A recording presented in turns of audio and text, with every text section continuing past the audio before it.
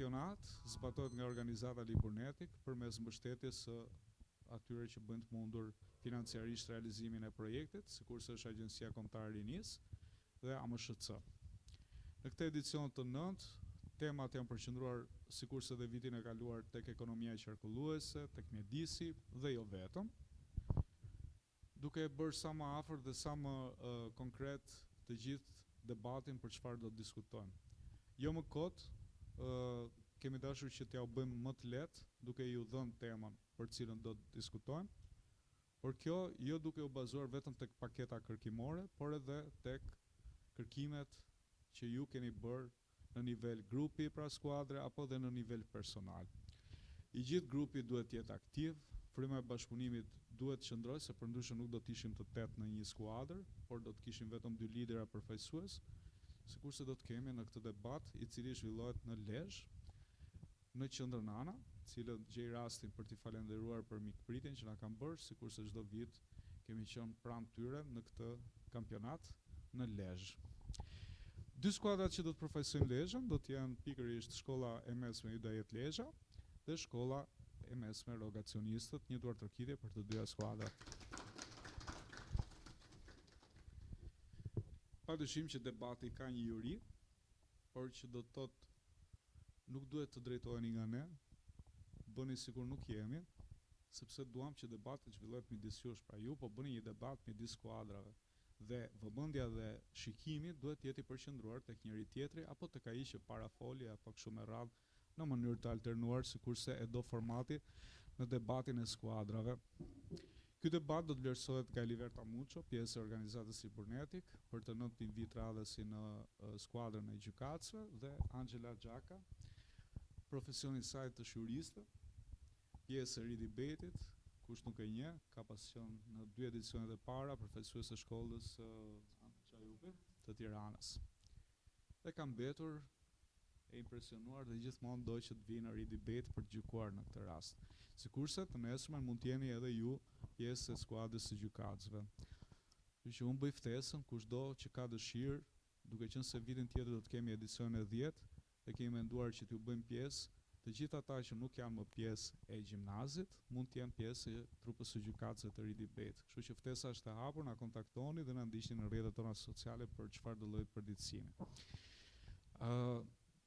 Dhe nga unë, që jam drejtuesi i organizatës Liburnetik, prej 5 vitesh tashmë, por një nga themeluesit e kësaj organizate që drejton edhe projektin e debateve. Dua të falenderoj padyshim edhe mësuesit që ju kanë sjellë sot në këtë takim. Dhe një duar tërkitje duan dha, pa.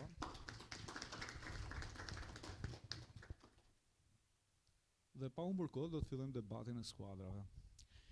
Debati i skuadrave, sikurse e tham, do t'ju vërë në përballje të gjithëve, pra të 8 anëtarët duhet flasin, kanë nga 1 minutë maksimalisht për çdo argument, pra për çdo ndërhyrje. Kështu që pa humbur kohë do të ndajmë qëndrimin, duke qenë se temën ju e dini. Tema do të jetë agjenda e gjelbër, plani domosdoshëm që kërkon zbatim të menjëhershëm.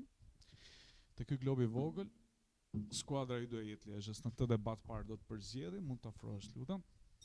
Edhe skuadra tjetër mund të zgjedhë qëndrimin. Po, patjetër. E hapjem dhe e drejtojmë nga kamera, kundër pra do të jetë Hidayet Lezhë në këtë debat të parë të skuadrave. Dhe pro do të jetë Shkolla e Rogacionistëve. Edhe i fusim prapë këtu brenda të globit, si lastikun edhe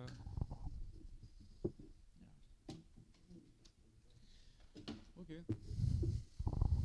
Shumë faleminderit. Nga këtë moment keni 7 minuta kohë përgatitore.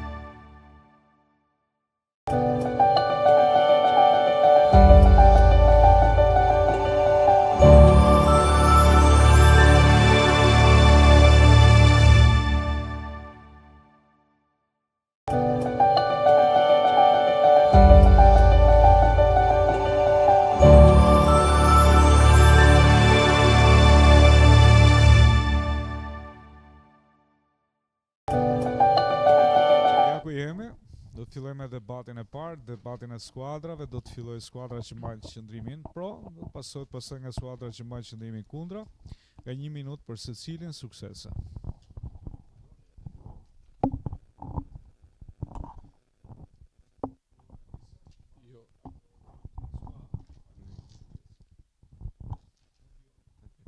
Atëherë nga pozicioni ku ne qëndrojmë implementimi praktikave të agjendës së Gjelbër është vetja mënyrë me anë të së cilës ne mund të sigurojmë metarëve sa më sigurt e më pas për brezat e ardhshëm. Politikat e propagandës që shtyhen ndaj njerëzve që kundërshtojnë këtë temë mbështeten vetëm e vetëm në interesa personale në argumentat që nuk njohin fakte.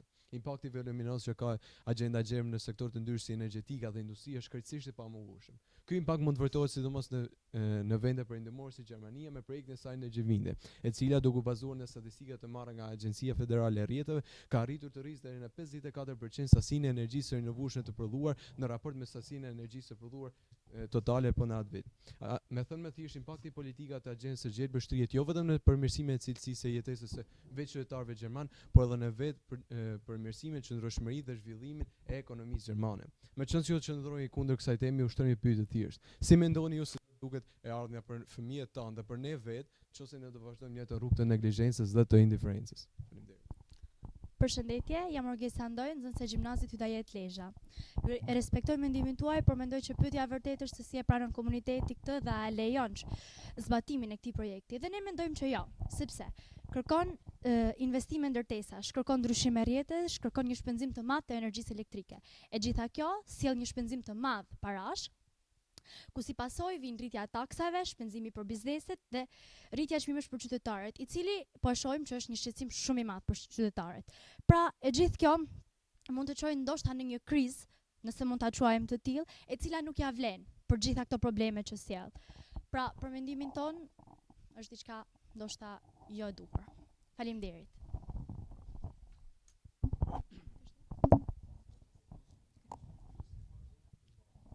Një ndër arsyet kryesorë sepse ne mendojmë se agjenda e Gjelbër duhet zbatohet së më shpejt është për shkak se adaptimi kërkon kohë. Në mënyrë që të realizohet tranzicioni i Gjelbër, duhet të ndodhin ndryshime të thella strukturore në fusha të ndryshme si në ekonomi, në bujqësi, në transport, në energji e tjerë. Të gjitha këto hallka që do kenë rësi dhe do ndikojnë shumë nga politikat e Gjelbërta. Sipas European Environmental Agency, mendohet që deri në vitin 2050, kosta e adaptimit do të jetë rreth 53 deri 56 miliard euro në vit në raste mesatare dhe mund të shkojë deri në 137 miliard euro në vit në raste më të vështira. Përveç ndryshimeve teknike, kemi gjithashtu ndryshime sociale, ku mund të qoftë bizneset dhe institucionet që do të kenë rësi të ndryshme, si dhe tek jeta e qytetarëve të përditshëm që të ndrojnë stilin e tyre të jetesës. Atëherë ju bëhet një pyetje ku përmbledhet pjesën e popullsisë dhe si do duket ajo në gjithë Europën. Unë mendoj se do të merret parasysh edhe se si do ta mirëpresë popullsia, si do ta mirëpresë njerëzit këtë politikë të caktuar. Pasi po flasim për politikat e agjendës së Gjelbër, ku duhet të marrin parasysh se ato mund të kërkojnë instalimin e pajisjeve të caktuara, marrin për shembull instalimin e paneleve diellore. Ndoshta jo të gjithë kanë mundësitë ekonomike të caktuara apo jo të gjitha banesat janë të përshtatshme për të instaluar pajisje të tilla. Duhet të konsiderohet se ndoshta popullsia nuk mund ta presë mirë për shkak të mundësive të ndryshme ekonomike. Dhe gjithashtu, zbatimet e ligjeve, vendosjen e ligjeve të caktuara për sa i përket agjendës së Gjelbër, edhe këto mund të krijojnë një pakënaqësi sociale, një mungesë stabiliteti kombëtar.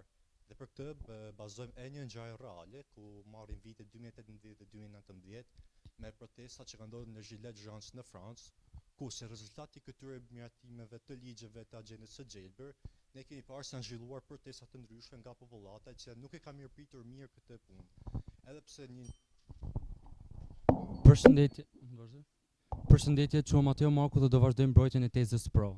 Që nga smogu mbi qytete deri tek tymi brenda shtëpive tona do t'ja ardhë përbën një kërcënim serioz ndaj jetëve tona si dhe klimës së tokës. Në ambientet e jashtme, si në qytete, ashtu edhe në zona rurale, do t'ja ardhë shkakton grimca të imta që lidhen drejt për së drejti me sëmundje kardiovaskulare, kancerogjene, respiratore akute e ato kronike. Gjithashtu, sipas organizatës botërore të shëndetësisë, 2.1 miliard njerëz janë çdo ditë të ekspozuar ndaj dotjes së rrezikshme të ajrit edhe në ambiente të brendshme, kur për shembull, djegja e drunjve ose përdorimi i sobave që konsistojnë nga lëndë djegëse mjaft të dëmshme. Po sipas organizatës botërore të shëndetësisë, numërohen 7 milion vdekje të parakohshme çdo vit si pasojë ndotjes së ajrit, si në ambientet e jashtme e po ato në të brendshme. E përballë kësaj situate kaq emergjente, agjenda e Gjelbër merr një rëndësi shumë të madhe. Si grup paketash politike synon uljen e ndotjes se ç'është më e rëndësishmja mbrojtjen e shëndetit tonë, edhe para ndalimin e këtyre vdekjeve të parakohshme. E ndonë se në pikpamje të parë ky debat klimatik mund ta duket abstrakt, e konkretizojmë mjaft mirë me këto shifra të larta e pikëlluese të vdekjeve të parakohshme. Faleminderit. Unë quhem Asteriana e dëgjova me shumë vëmendje argumentat e grupit tuaj, por kam një perspektivë ndryshe në këtë. Le të jemi realist, problemi nuk është ideja e agjendës së Gjelbër, por kush do ta zbatojë atë. Shqipëria aktualisht nuk ka kapacitetet e duhura administrative apo teknikën e duhur për zbatimin e kësaj politike. Eurostat na tregon që vendet me administrim të dobët kanë deri në 40% më pak shanse suksesi deri në masat e eficiencës energjetike. Dhe sidomos, ne nuk jemi akoma fare afër standardeve europiane. Instat na tregon se Shqipëria ka mungesë të specialistëve të certifikuar për auditimin energjetik. Kjo sjell punime të një cilësie të dobët dhe fonde të shpërdoruara. Pra kemi një koncept që është fare i mirë në letër, por nuk zbatohet në praktik. Në fund, është qytetarja që paguan 2 herë, së pari për investimin dhe së dyti për pasojat. Faleminderit.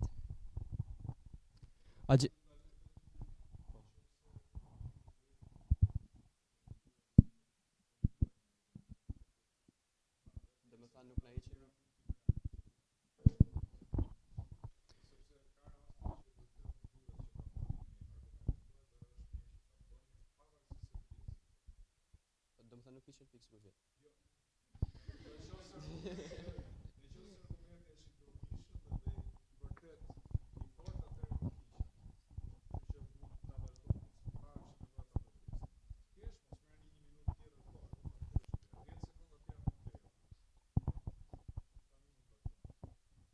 Agenda Gjelbër kërkon implementimin e menjëhershëm pasi lufton ndryshimet klimatike dhe ruan botën tonë për brezat më tej. Aktivitetet njerëzore, e veçanërisht industria, kanë rritur ndjeshëm emetimet e gazeve të serë, si janë CO2 apo metani. Këto kanë bërë që fenomenet si fatësirat, përmbytjet, të cilat i kemi vënë re edhe në shtetin tonë, janë rritur. Intergovernmental Panel for Climate Change tregon se në periudhën pas-industriale, temperatura po rritet me 1 pikë gradë Celsius dhe pritet të rritet deri në 1 pikë gradë Celsius. Statistika kritike në sytë e shkencëtarëve. Dhe pikërisht agenda Gjelbër synon të luftojë këtë probleme klimatike. Prandaj ne jemi para 2 zgjedhjeve: të implementojmë sot dhe të përfitojmë nesër, apo të tregojmë indiferent sot dhe nesër të pasojmë pasojat. Unë do kisha zgjedhur zgjedhjen e parë. Përshëndetje, unë jam Margarita Pietri, e dëgjova me shumë vëmendje parafolsin, por unë kam një opinion ndryshe përderisa unë bëj tezën kundra. Siç e dim, agenda Gjelbër është një plan i cili kërkon kohë për të zbatuar. Ky plan do të kërkonte shumë investime të mëdha, ndryshime në infrastrukturë dhe gjithashtu në ekonomi. Kjo do të sillte rritje të çmimeve energjetike për vendin dhe probleme në furnizim. Bizneset dhe qytetarët kërkojnë zgjidhje të shpejta dhe jo plane afatgjata të cilat do të jepin efekt vetëm pas shumë viteve. Si përfundim, fakti që agenda Gjelbër kërkon kohë për të zbatuar nuk do të ndihmonte në zgjidhjen e problemeve urgjente mjedisore dhe ekonomike. Faleminderit. Atëherë një ndër arsyet kryesore sepse energjia e rinovueshme është një domosdoshmëri është siguria energjetike, ku një vend është shumë i varur ndaj naftës dhe gazit ai bëhet i brish ndaj luftrave dhe krizave ekonomike. Një shembull shumë aktual është lufta në Iran. Një luftë edhe pse ndodhet shumë larg Shqipërisë, ka dalë që të jap ndikime direkte në ekonominë e vendit tonë. Goditja e rafinerive, bllokimi i prodhimit dhe i qarkullimit të naftës ka sjellë një rritje të madhe të çmimit të karburantit. Vetëm ditën e sotme, çmimi i karburantit në bursë është $115 për fuqi, nga $70 që ishte në fillim të luftës, pra një rritje prej plot 65% brenda 30 ditëve. Kjo tregon qartë se energjia fosile mund të goditet, mund të bllokohet e mund të përdoret si një armë ekonomike ndaj vendeve të cilat janë të varura rrënjësisht ndaj saj. Ndërkohë, në anën tjetër, energjia e rinovueshme e cila vjen nga dielli dhe era prodhohet brenda vendit dhe nuk mund të preket apo goditet nga krizat gjeopolitike. Kjo na tregon qartë se energjia e rinovueshme nuk është thjesht një mundësi dhe një zgjidhje ekologjike për të pasur një planet sa më të pasur, por është një domosdoshmëri për të lënë një popull dhe një vendi më shumë stabilitet, më shumë pavarësi dhe më shumë siguri, për të pasur një vend sa më zhvilluar dhe një ekonomi sa më stabile. Faleminderit. Përshëndetje, jam Ajla Brahimi. Mendoj se zbatimi i shpejtë dhe i rreptë i standardeve mjedisore mund të rrisë ndjeshëm kostot për industritë të cilat harxojnë shumë energji, siç mund të jetë industria e prodhimit të çelikut. Këto industri përballen me tarifa shumë të larta dhe si pasojë do t'i zhvendosin prodhimet e tyre në vendet ku rregullat mjedisore janë më të lehta. Këtë argument e mbështesin edhe studimet e Instat dhe Eurostat, të cilat tregojnë se industritë që po përballen me tarifa shumë të larta për energjinë, po i zhvendosin gjitha prodhimet jashtë vendeve të Bashkimit Evropian, duke ulur vendet e punës në vendin e tyre dhe duke ndikuar negativisht për ekonominë e atij vendi ku punojnë. Prandaj, tranzicioni I Jailbird nuk duhet bëhet shpejt dhe me rregulla të rrepta, sepse do ndikojë shumë negativisht në ekonominë e atij vendi. Faleminderit. Atëherë përshëndetje, unë jam Aja Nikolli dhe ne si grup nuk e mohojmë që ndërhyrja nëpërmjet agjendës së Jailbird do të ketë kosto. Ama ne besojmë se kostoja e mosveprimit ndaj ndryshimeve klimatike në Shqipëri është dukshëm e lartë. Sipas European Environment Agency, ekonomia shqiptare humbet çdo vit rreth $198 milion për shkak të ngjarjeve klimatike, si dhe mesatarisht 147 vetëm nga dëmet në infrastrukturë. E në kontrast me këto humbje në rritje dhe të vazhdueshme, investimet për tranzicion të Jailbird dhe për adaptim janë më të përqendruara dhe më të menaxhueshme. Për shembull, vetëm për përshtatje në infrastrukturës kërkohen rreth $2.3 miliard. Një shumë që në afat të gjatë kohor është më e ulët se sa dëmet akumuluara nga mosveprimi. Prandaj, për Shqipërinë zgjidhja reale nuk është midis kursimit dhe harxhimit, por midis një kostoje të kontrollueshme sot dhe një kostoje shumë fish më të madhe dhe të pakontrollueshme nesër, çka e bën veprimin e menjëhershëm ekonomikisht më racional. E për ta mbyllur, ju ftojmë juve të na përgjigjeni një pyetje. Nëse tranzicioni shtyhet, kush do I paguante kostot e vonesës? Përshëndetje, Çomar Metaliaj. Atëherë një rrezik I mundshëm është edhe greenwashi. Çfarë është greenwashi? Greenwashi është një gënjeshtër që qeveria bashkë me biznese I drejtohen, është një gënjeshtër që bën qeveria ndaj njerëzve që nga kjo mund të marrin fonde dhe t'i keq përdorin ato. Një shtysë të madhe japin edhe bizneset që ndihmojnë ndoshta këtë gënjeshtër që të vazhdojë dhe në vërtet ndotja vazhdon dhe të rritet. Atëherë, qeveria publikon plane në terren, qeveria publikon plane për në terren real, a janë të vërteta, pra a funksionojnë kështu. Gjithashtu humb dhe besimi I njerëzve në politikën mjedisore. Atëherë përshëndetje, unë quhem Alvin Gjinaj dhe doja të thoya që agjenda Jailbird nxit përdorimin e makinave elektrike si alternativë atyre me djegje të brendshme. Një dy shembuj alternativ këtyre makinave janë makinat BYD dhe Avatar, të dyja të eksportuara nga Korea me një çmim më konkurrues në treg se makinat tradicionale dhe me një kosto operimi shumë më të ulët. Sidomos nga politikat e jashtme që janë ndjekur tani, kosto e karburantit është rritur me rreth 42% dhe mendoj që makinat elektrike janë vërtet një përmirësim më I mirë për këtë gjë. Gjithashtu, një diçka tjetër pozitive është se makinat elektrike ulin varësinë nga importi I naftës nga vendet e tjera dhe stabilizojnë fushën e transportit. Nga një studim I bërë nga BE dhe World Bank, investimi në një automobilistikë elektrike jo vetëm rrit pavarësinë ekonomike, por edhe ul kostot afatgjata për qytetarët. Kjo bën agjendën e Jailbird jo vetëm ekologjike, por edhe shumë të leverdisme për qytetarët e tjerë. Përshëndetje të gjithëve, quhem Glenisa, e dëgjova me vëmendje Alvinin, por dua të shpreh një këmbështrim tjetër mbi temën. Projektet e energjisë së rinovueshme hasin shpesh probleme me komunitetet lokale. Hasin probleme në mënyrën se si ato e përdorin ambientin, mjedisin apo qoftë edhe në përdorimin e tokës. Këto I hasim në disa studime. Kemi Wind Europe, që ka bërë një studim që tregon se 20 deri në 30% e projekteve të erës bllokohen për shkak të mosmarrëveshjeve me komunitetet lokale, që është një problem I hasur edhe nga European Commission, që tregon se 50% e projekteve të rrjetit energjetik po ashtu bllokohen për të njëjtën arsye. Pra, rezulton që zbatimi I shpejt dhe pa konsultim publik rezulton në më shumë konflikte sociale dhe gjithashtu në vend që ta përshpejtoj tranzicionin energjetik e vonon atë. Shumë faleminderit që më dëgjuat. Përshëndetje, jam Alisa. I vlerësojmë shumë argumentet tuaja, por duhet ta shihni këtë çështje edhe nga një këndvështrim tjetër. Si fillim, a nuk mendoni se nga ana tjetër agjenda e Jailbird sjell edhe mundësi të zhvillimit të tregut të punës? Patjetër që po. Implementimi I agjendës së Jailbird synon zhvendosje nga një treg në rënje të karburanteve fosile drejt një tregu në përparim, siç është agjenda e Jailbird. Pra me pak fjalë, zbatimi I kësaj politike mund të nxjisë edhe qeverinë të siguroj edhe rikualifikim të punonjësve. Sipas Agjencisë Ndërkombëtare për Energjinë e Rinovueshme, numri I punëve në energjinë e rinovueshme ka arritur tashmë 16.6 milion. E pritet që në vitin 2030 të arrijë në 38 milion. Një rritje kjo që nuk është vetëm një teori. Sipas statistikave dhe sipas burimeve, a nuk është kjo e qartë që agjenda e Jailbird nuk ka vetëm përfitime mjedisore, por edhe përfitime që sjellin një boom të jashtëzakonshëm ekonomik?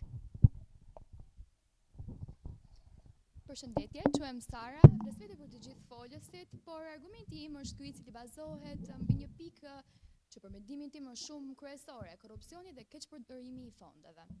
Paketa e Gjelbër kërkon investime të mëdha në projekte si energjia e pastër, transporti ekologjik dhe mbrojtja e mjedisit.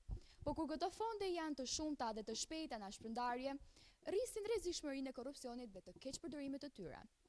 Po ashtu, një anë negative është edhe kur projektet përdoren për qëllime personale dhe jo për projekte të cilat të japin efikasitet. Kur projektet po ashtu jepen dhe pa konkurrencë të drejtë. Për të shmangur këtë, është e rëndësishme që tenderat të jenë transparent, të kenë një kontroll të lartë dhe mbi të gjitha të ketë përfshirje të publikut në çdo hap.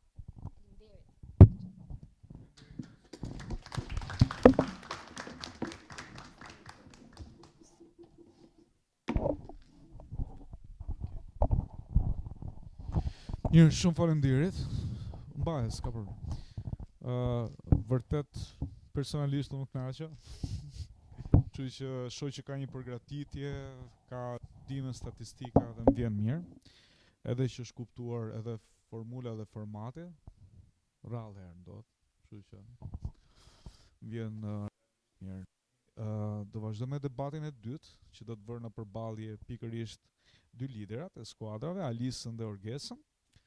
Përsa i takon njërës prej temave që ndodhet të këta zarfet.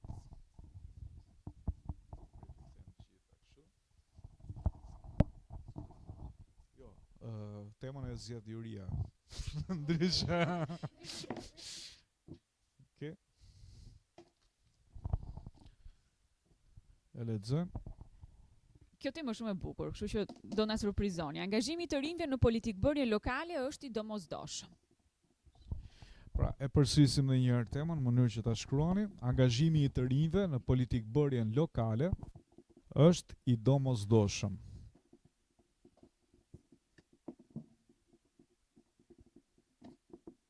Pra, angazhimi i të rinjve në politikbërjen lokale është i domosdoshëm. Nuk e di, e keni të qartë temën? Shpesh herë e ngatrojnë, domethënë, do flasim për politikën në tërësi, por ndërkohë nuk është ky qëllimi. Flasim për politikbërjen lokale, që do të thotë vendimet që merren në bashkinë apo në komunitetin ku ju jetoni. Pra është e rëndësishme të kuptojmë thelbin e temës dhe pastaj se sa e rëndësishme apo i domosdoshëm është pikërisht përfshirja juaj në vendimarrjet që mund të ketë çdo bashki e secili qytet. Merrni shembull qytetin tuaj, jeni sa më aktual dhe aq më mirë do jetë sepse ju ndihmon. Tani ndajmë edhe qëndrimin këtu te ky globi, Alisa. Edhe Orgesa. Pro? Kundër. Mirë, 7 minuta kohë.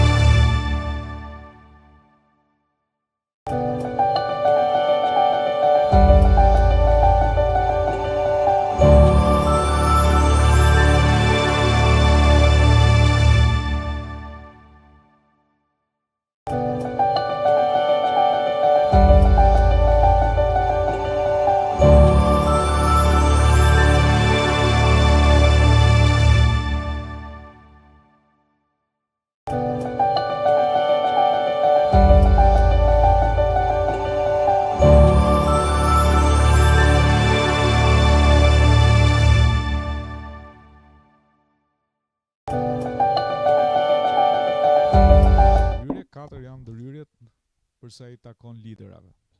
Jepni më të mirë, po, 4 secili. Shumë suksese. Nuk ka të eliminuar në këtë fazë, e dini apo? Ka vetëm pikë.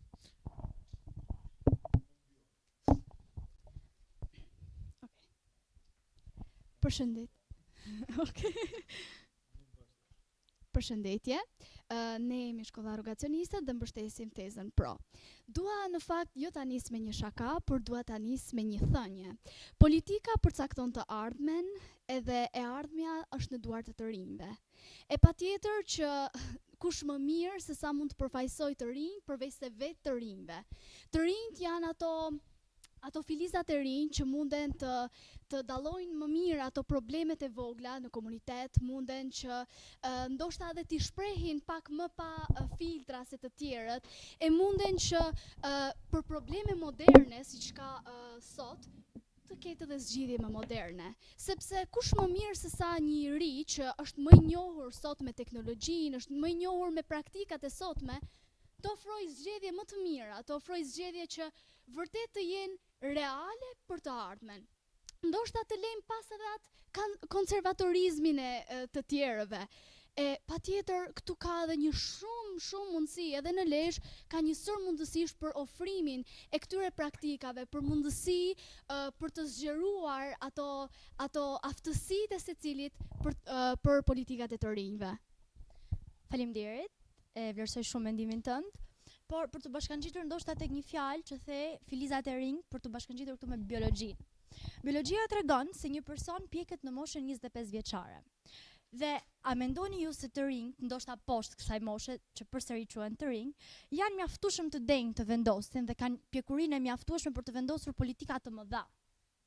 Me sa kemi parë, politika ndoshta nëse mund ta quaj të tillë, po e shkatron të rinjt, sepse po shohim dita ditës emigrim të vazhdueshëm. Po shohim që të rinjt ikin nga Shqipëria ose edhe vetë nga Lezhë, sepse sa të rinj kanë mbetur tashmë. E ardhmja, po, është në duart e të rinjve, por sa të rinj kemi? E dëgjova me vëmendje argumentin tuaj dhe ju vlerësoj. Ndoshta për të ndalur pak të ajo pjesa e filizave, mendoj se në qoftë se një filizë e rrisi mirë, mund të pjeket edhe pak para kohe. E madje mund ta përgatis edhe për rolet e tij në të ardhmen. Ju ndalët pak edhe te emigrimi dhe tha që emigrimi ndalon përfaqësimin e të rinjve. Unë mendoj të kundërtën. Mendoj që në qoftë se realizohet një përfaqësim më i mirë i të rinjve, ndoshta mund të ndalojmë edhe emigrimin, sepse në fund të fundit problemet që vinë dhe sjellin emigrimin janë pikërisht mungesa të rinjve në politikë, mungesa të fjalës së të rinjve, mungesa e mendimeve të rinjve, dhe ti the që ndoshta të rinj nuk duhet të marrin pjesë në moshën 25 vjeçare. Unë mendoj të kundërtën. Mendoj që ne që jemi këtu, përderisa jemi në një debat kaq konstruktiv dhe kaq të mirëfillt, përderisa kemi ndërtuar argumente, a nuk mendon se ne jemi gjithashtu edhe një mundësi për të zhvilluar një të ardhme, për të marrë pjesë edhe në këtë politikë bërje, duke paraqitur ndoshta një ditë edhe problemet që na shqetësojnë neve në komunitet? Patjetër që po. Për t'ia filluar ndoshta pak nga fundi, emigrimin nuk mendoj që mund ta ndalojmë. Dhe emigrimi ka edhe një arsye sepse po bëhet. Pikërisht tek politika, pikërisht tek korrupsioni. Shohim dukshëm se sa i lartë është korrupsioni në Shqipëri. Dhe ndoshta për këtë arsye nuk kemi as shumë të rinj që përfshihen. Doja në fakt të bëja një pyetje se nëse këta të rinj përfshihen, a do të kenë përfitime apo do ngelin ndoshta, nëse mund t'i quajmë, marioneta të politikanëve, të cilët tashmë kanë zënë rrënjë. Dhe për t'ju bashkangjitur asaj që the ne, që mund t'jemi shembulli, nuk mendoj që mund t'jemi, sepse duhet kemi një arsimim të caktuar. Nuk mund t'hedhim fjalë vetëm nga njohuritë e jashtme që ne kemi. Duhet kemi një arsimim të caktuar, një shkollë të kryer tamam për këtë punë. Kështu që nuk mendoj që ne jemi të denjë për këtë. Dhe për të bashkangjitur prapë tek pjesa që thash fillim tek korrupsioni, besoj e dim gjithë që për integrimin sidomos në politikë, në Shqipëri, fatkeqësisht në shumicën e vendeve, nëse mund ta them me humor, futesh me mik. Kështu që nuk mendoj që çdo i ri e ka aksesin për politikë bërjen në Shqipëri. Faleminderit. Atëherë në fakt më duhet t'ju përgjigjem asaj pyetjes tënde që ti bëre për korrupsionin. Mendoj se që të kemi moral nuk na duhet një diplomë. Që të kemi përfaqësim dhe të përfaqësojmë siç duhet të rinjt, komunitetin ton, nuk na duhet asnjë shkollë, asnjë profesion, sepse në fund të fundit ne po bëjmë të mirën. Ne e dimë sot që ka shumë deputet që nuk kanë shkollë. Atëherë, në qoftë se këto deputet nuk kanë shkollë, a nuk mundemi edhe ne që po marrim një arsim, po marrim një edukim, po marrim vlera morale, patjetër jo çdo kush, por ata më të përzgjedhurit, ata filizat më të rritura të mirë. Dhe patjetër, një nxënës, një i ri i cili ka përvojë në degë të tilla, ndoshta mund t'i hapë rrugën edhe për zhvillimin në të ardhmen. Ndoshta mund të jetë një mënyrë që ai në të ardhmen të bëhet një politikan i Zot, pa përfshirë korrupsionin. Se korrupsioni nuk është diçka që imponohet te ne, është diçka që ne e zgjedhim vetë. Dhe në qoftë se ne kemi një moral të drejtë, kemi atë dëshirën për përfaqësim më shumë se dëshirën për drejtim, atëherë patjetër që mund të ndërtojmë një shoqëri ku të rinjt të jenë bazë dhe model për të ardhmen. Atëherë çdo të ri dhe çdo njeri në fakt e formon shkolla. Dhe mendoj që asnjë njeri nuk është mjaftueshëm i denj për të bërë ose për të vendosur diçka që ka në dorë jetën e gjithëve pa pasur një shkollë të caktuar.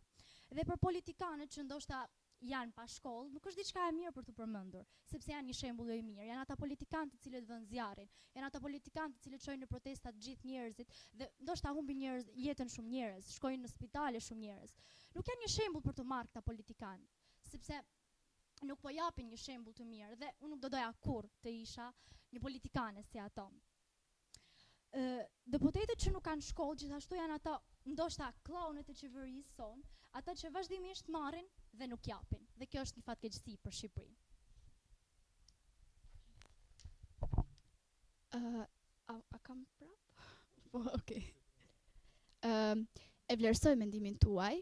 Më pëlqen kur the që nuk do që ti të bësh si ato politikanët që janë sot, edhe unë jo më kote thash që prandaj nuk duhet i marrim përsipër e nuk duhet i marrim parasysh.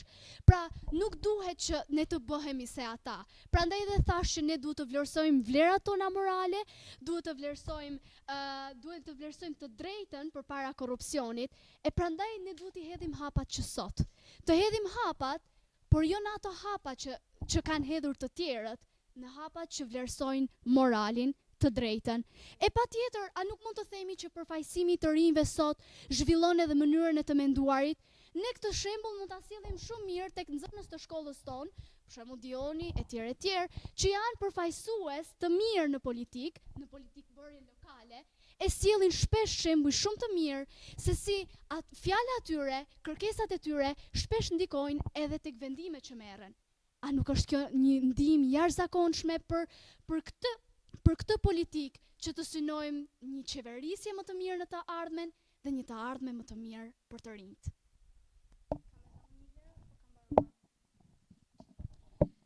Atëherë, kur ne rritemi me frymën e korrupsionit, atë rrugë do ndjekim. Dhe nëse jo unë dhe ti, do ndjekin gjithë të tjerë që ne kemi përreth.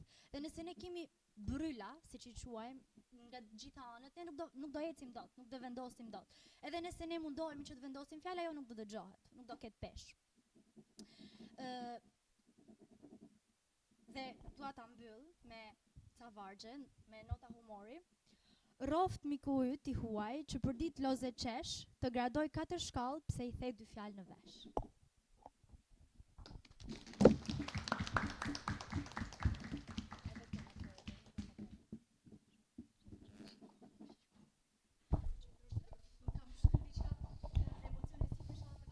Jo, nuk është i fikur, faleminderit të dyja vajzave, një duar të kitje e merituar për to.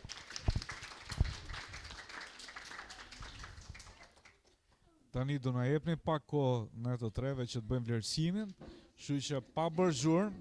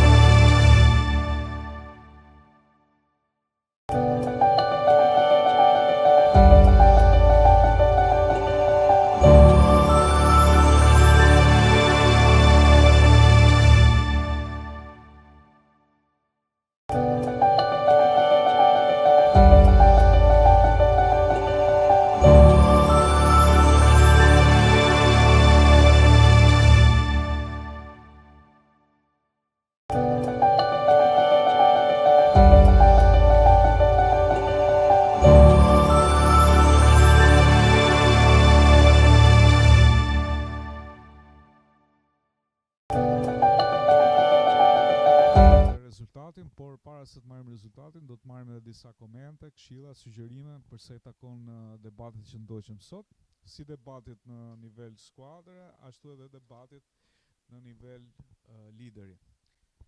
Fjala për ty, Anxhe. Në rast të parë doja t'ju përgëzoja shumë të dyja skuadrave.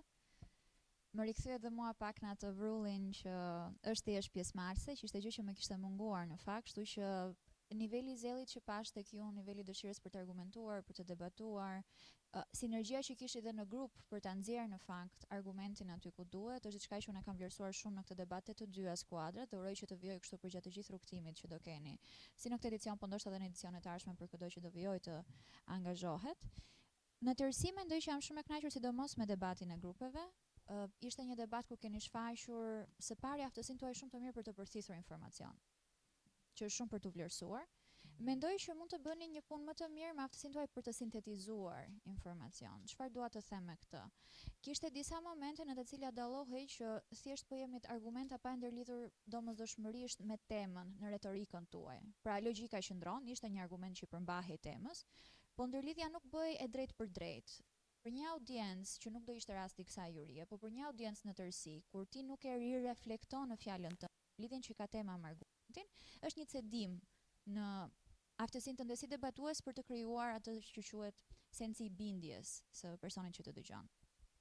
Dhe këtu do i referohesha pikërisht fjalës kyç të debatit që do të ishte sensi i zhvillimit të qëndrueshëm që sjell plani i ekonomive të gjelbra në tërësinë e vet, që do doja ta kisha dëgjuar ndoshta pak më shumë. Te kësaj terminologjia duke që e kishit përfituar shumë mirë dhe ishit shumë të aftë ta shfrytëzonit në argumentin dhe në mendimin origjinal që kishit, kështu që do ju përgëzoja.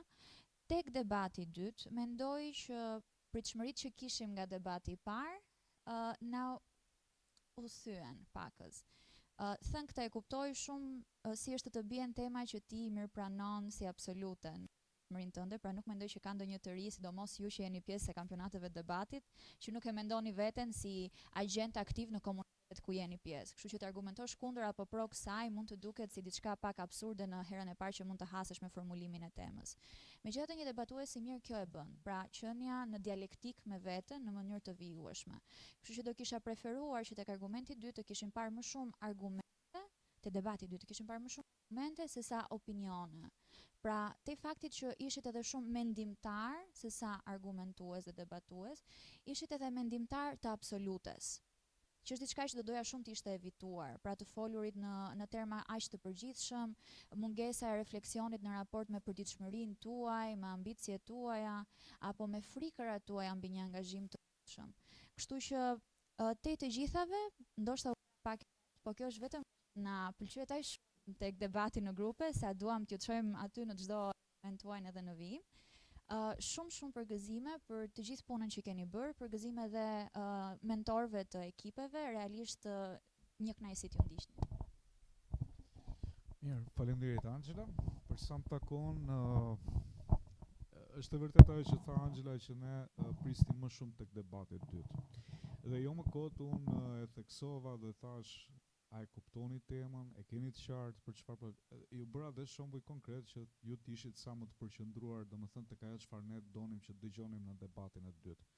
Realisht tek debati i dytë ju dolët jashtë temet. Domethënë nëse do flasim të bëjmë një krahasim midis debatit të parë dhe të dytë, debati i parë ishte shumë i këndshëm, për të dëgjuar, kishte argumenta, kishte studime, kishte burime, domethënë nuk mungoi në asnjë nga ndërhyrjet që pati secili nga ju dhe kishte një arsyetim shumë vetbesimi, dua të them që ishte në nivele shumë të larta.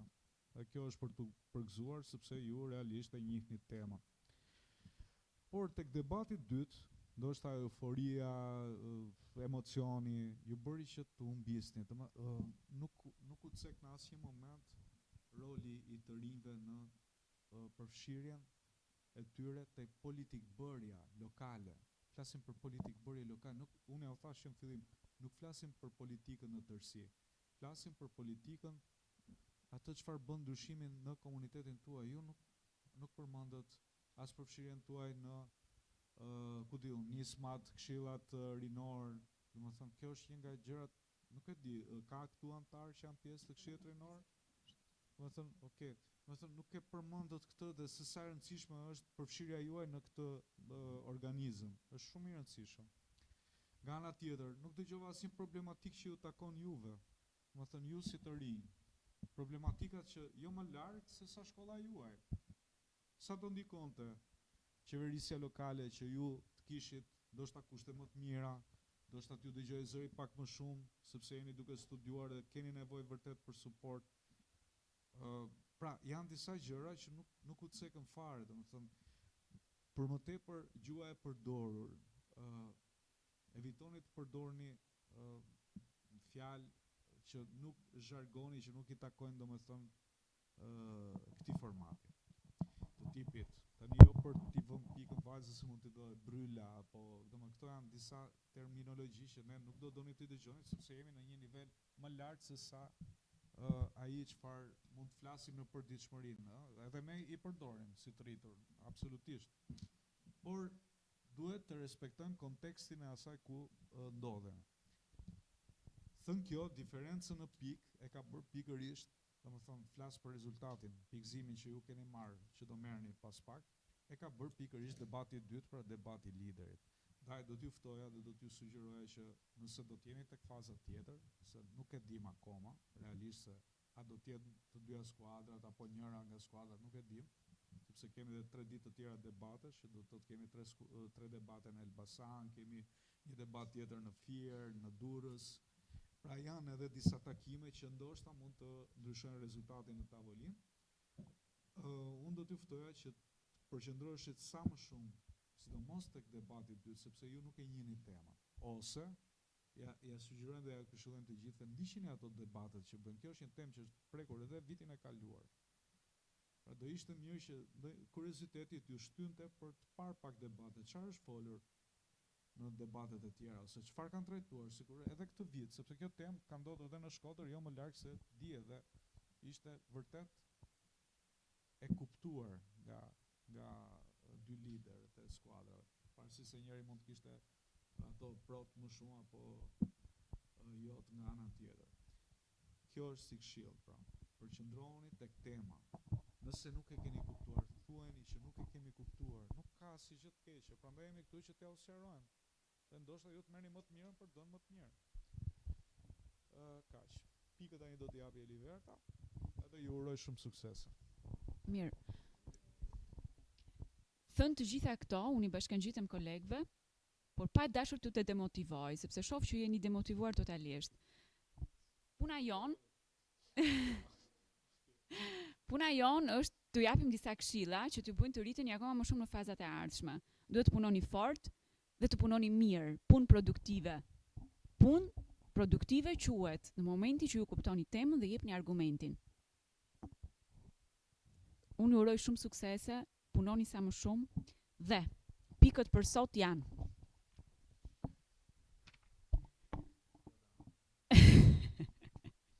Atëherë, Ydajet Lezha 209 pikë, Shkolla Rogacioniste 213 pikë. Në duart të ekipit. E thamë edhe pak më përpara, qëllimi i këtij projekti nuk është kampionati në tërësi loja. Sigurisht është e bukur, por është që ju t'jeni sa më të aftë dhe sa më të kuptuar tek temat edhe sa më të aftë për të menduar në mënyrë kritike. Kjo është qëllimi i projektit. Dhe besoj që këtu është arritur padyshim, por ndonjëherë duhet edhe pak fat, themi ne, apo jo. Ndoshta do ishte mirë të kishim pasur një temë tjetër tek debati i dytë. Kush e troqi temën? Unë? E ka fajin Eliverta. Mirë, për te shakave, edhe humori është i rëndësishëm, por në mënyrën e duhur. Mirë? Faleminderit që ishit pjesë e Ridibit.